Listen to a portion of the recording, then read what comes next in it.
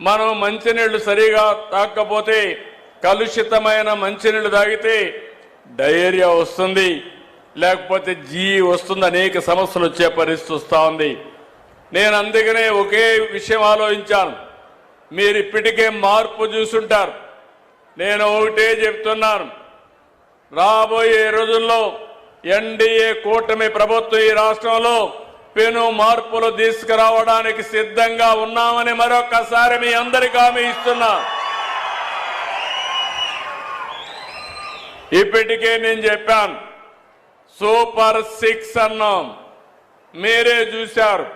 Super hit చేశామా లేదా అని మిమ్మల్ని అడుగుతున్నాను.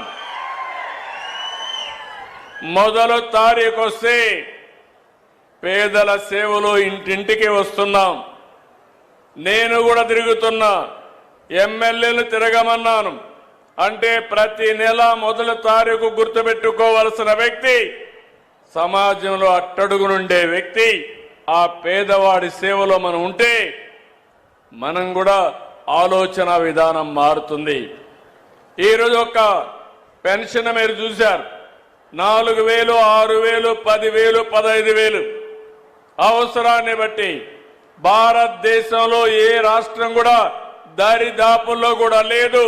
అలాంటి పెద్ద సంక్షేమ కార్యక్రమాన్ని ఇచ్చింది ఈ యొక్క ఎన్డీఏ ప్రభుత్వం. ఆంధ్రప్రదేశ్ రాష్ట్రంలో తల్లికి వందనం ఇచ్చాం.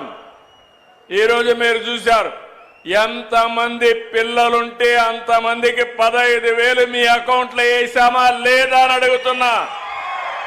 అన్నదాత సుఖీభవ. నేను ఒకటే ఆలోచిస్తున్నా, ప్రతి ఎకరాకు నీళ్లు ఇవ్వాలని, రైతుకు గిట్టుబాటు ధర వచ్చే పంటలే వేయించాలని. ప్రజల్లో కూడా ఆహారపు అలవాట్లు మారిపోయినాయి, వాళ్ళకు అవసరమైన పంటలు పండించాలని చెప్పి ఆలోచిస్తున్నాం. దీనికోసం అగ్రి టెక్ తీసుకొచ్చాం, రైతుకు టెక్నాలజీ అలవాటు చేసే పరిస్థితికి వచ్చాం.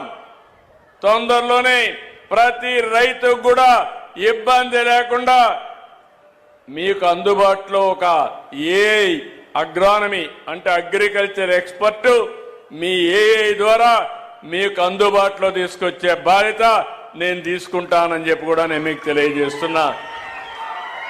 మొన్నే మీరు చూశారు, ఉండవల్లిలో బిల్ గేట్స్ వచ్చి టెక్నాలజీ మన వాళ్ళు ఎట్లా ఉపయోగిస్తున్నారో చూసిన తర్వాత చాలా ఆనందపడ్డాడు.